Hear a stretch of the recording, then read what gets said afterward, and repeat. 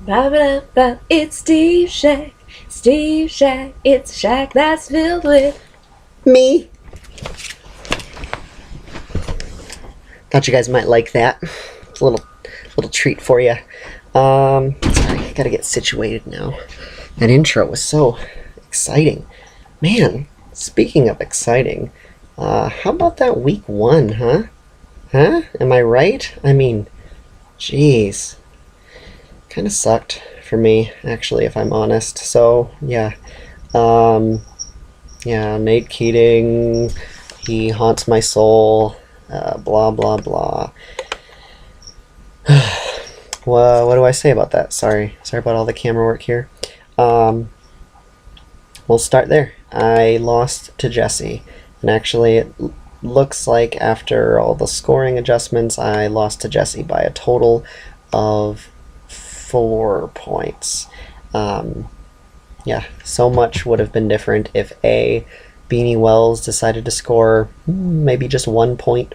Well, you know, any points that would have made things a lot different, or if Nate Keating had not scored 20 points. I hate kickers.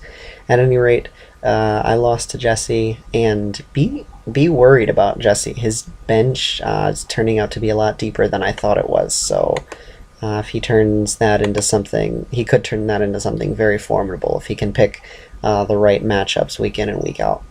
The game of Jared versus Nico went pretty much as expected. Nico's one biters came out fairly lackluster, tied for the lowest score in the DFL.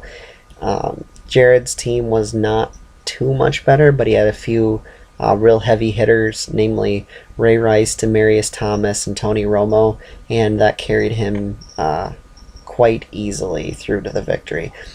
Jared might be in a little bit of trouble because he sold off Frank Gore and Fred Jackson is hurt. We'll see how that develops. If he does have Ahmad Bradshaw sitting on his bench, so we'll see. There's a good chance he should be okay. I don't know. We'll see. Really interesting game occurred between Kevin and Alan. Alan, really, he kind of is looking to prove me wrong. He's trying to prove me wrong. He picked up right where he left off with a very impressive 100-point performance, 104-point performance. Kevin, on the other hand, had a very weak week one, only 60 points, but he only scored, I think, 41.5 points week one last year, and he ended up in the playoffs. So you don't know. Don't take Kevin's score to be indicative, but maybe Alan's team might be trouble if Matt Ryan turns out to be as good as he was last week. The most tragic game of the week by far has to be poor Hedgie. Great performance. Hedgie scored the second most in the league this week. That's awesome. Unfortunately, he also scored the second most in his game. Justin, I knew he had a very balanced team, very strong team, and he showed it this week. A lot of depth and strength all the way up and down his lineup. And he took that and made it into the best scoring performance of week one. So good on Justin, and the red division is on notice that Justin's here and he means to be for real. So the GOT dubs last week, BG took care of business. He handled Devin. He had a very strong, solid outing up and down his lineup, and Devin has to be encouraged by Peyton Manning's performance. What a great pickup week 5. Jesse wanted me to say, to let everyone know he told us so about Peyton Manning, but I think I also told us so. So I don't know. Probably if Peyton Manning keeps playing the way he did at least week 1, he might be the pickup of the draft because you're going to get top 3 player performance out of a 5th round pick. I mean, that's almost unheard of. We'll see how that develops. Selfishly, I hope that that really is what occurs, but we'll see. So yeah, week 1 is in the books, and here I am at the basement of the Blue Division. Hopefully I can turn that around. We'll see. This week we've got me versus Kevin. Oh, I did want to say I went 4-1 on my picks, so that's pretty cool. And I'm going to introduce this week a pick'em contest. Go ahead and I'll put an area on a thread each week for everyone to put their picks of the DFL games. Put up who you think is going to win, and I'll keep track and I'll keep us updated each week on how everyone's doing, and we'll see who ends up the best prognosticator of DFL games this year.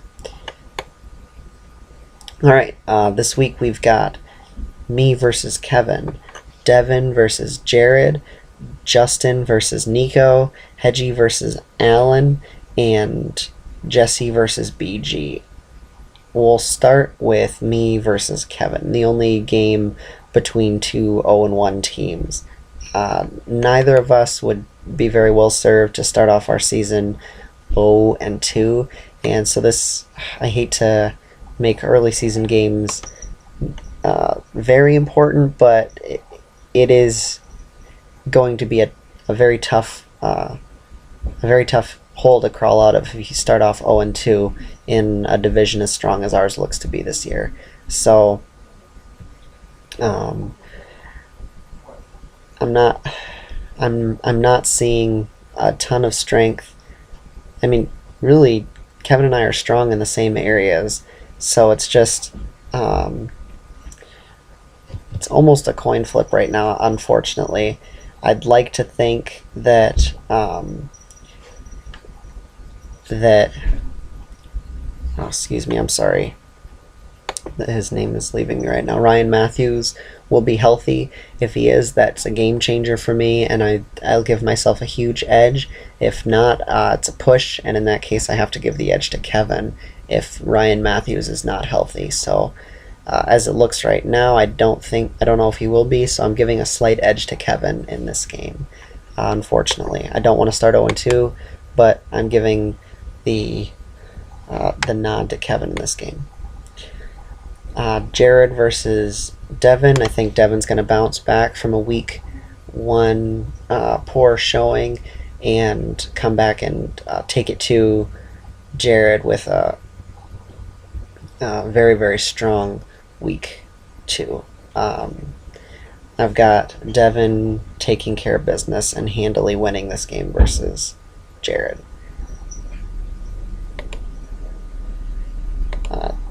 Justin versus Nico. This game is going to be a laugher early, I think. I think Justin, behind his very strong base of his team, Tom Brady, Run DMC, and Andre Johnson, the other Megatron, is going to be way, way too much for Nico to overcome.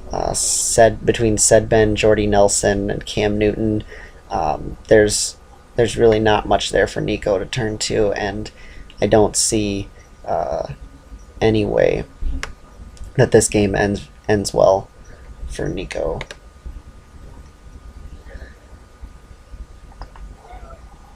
Sorry, I'm just...